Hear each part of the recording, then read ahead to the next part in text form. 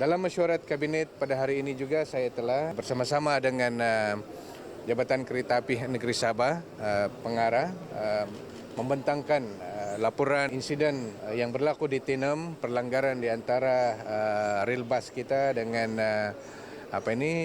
motor troli. Apa yang saya boleh simpulkan, motor troli itu sudah sedia di dalam landasan.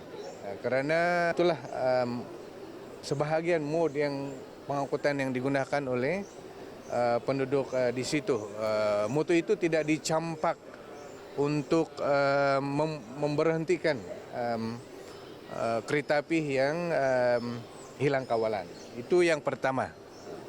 Keduanya, kereta api ini hilang kawalan kerana ada kecuaian dalam memastikan brake itu, fungsi brake itu dipastikan sempurna sebelum pergerakan kereta api itu beroperasi pada hari itu yang sama. Tetapi saya juga harus menegaskan pada hari yang sama juga, selepas berlakunya insiden, selepas pemandu ini membuat pemeriksaan terperinci dan mengambil langkah yang sewajarnya ke atas pemeriksaan berkaitan dengan sistem brake dan sebagainya, kereta api yang sama ini juga bergerak semula. Jabatan Kereta Api juga telah mengadakan Board of Inquiry dan dapatan kita adalah untuk SOP itu perlu diperketatkan, perlu dibuat dengan lebih baik lagi lah. Terutama pemandu dan pembantunya itu harus mempunyai tanggungjawab untuk memastikan kesemua perkara berkaitan dengan pergerakan kereta api itu dibuat terlebih dahulu sebelum kereta api itu bergerak.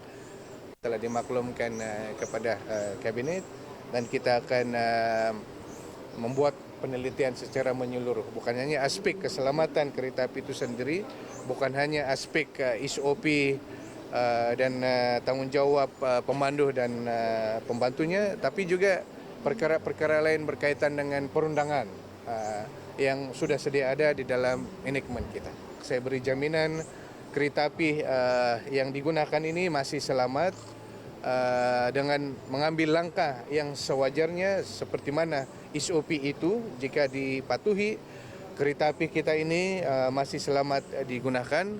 Saya juga bercadang ke tempat itu menaiki kereta api yang sama nanti. Apapun ini sudah menjadi